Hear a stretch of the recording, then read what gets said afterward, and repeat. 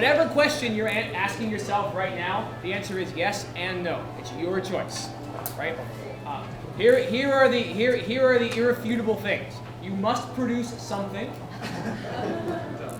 It must be interpretable. It must be interpretable by both Jim and I, and at least one other person in this room at this time. Could be him with the camera.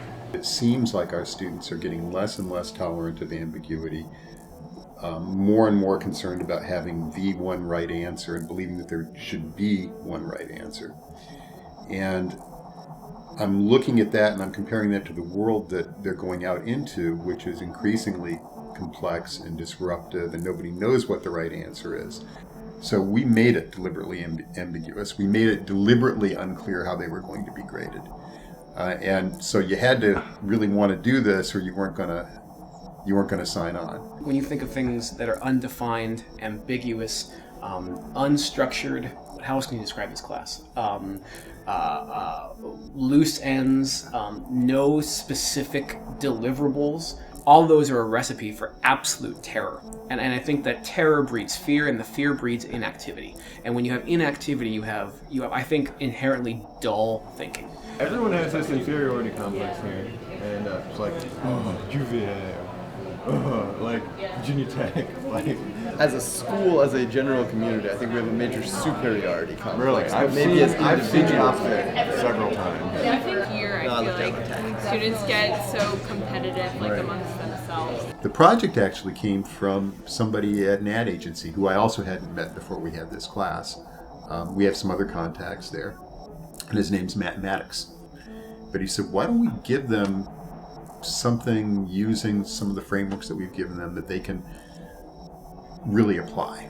And he had the idea of, what about telling the William and Mary story? With a group that's entirely based in the William and Mary community, it's ironic to me that in a really kind of profoundly interesting way, that someone from the professional world who visits us, has to point out the obvious idea that what are we all experts in? Well, we're all experts in some portion of William and Mary. Are we creating a way to fix the school, or are we creating a way to make people come?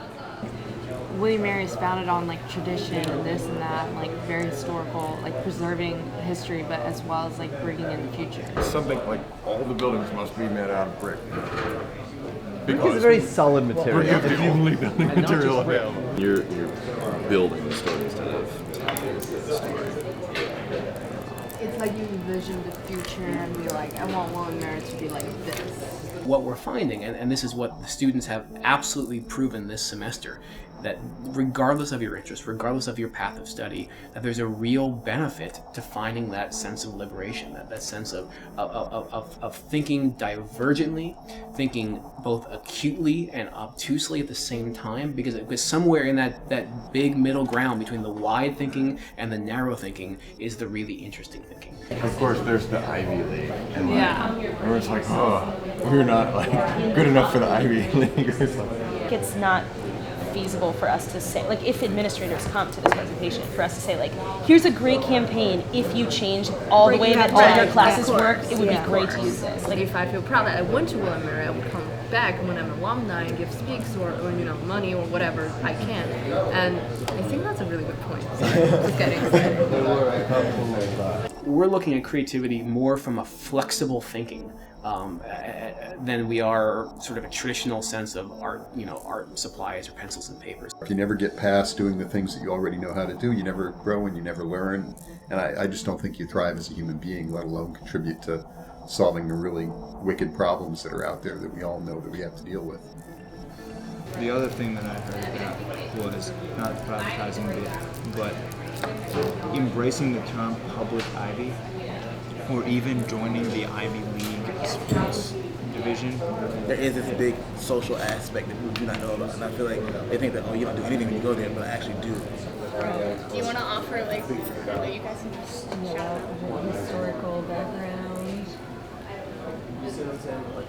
Across Jersey as a list together. Yeah.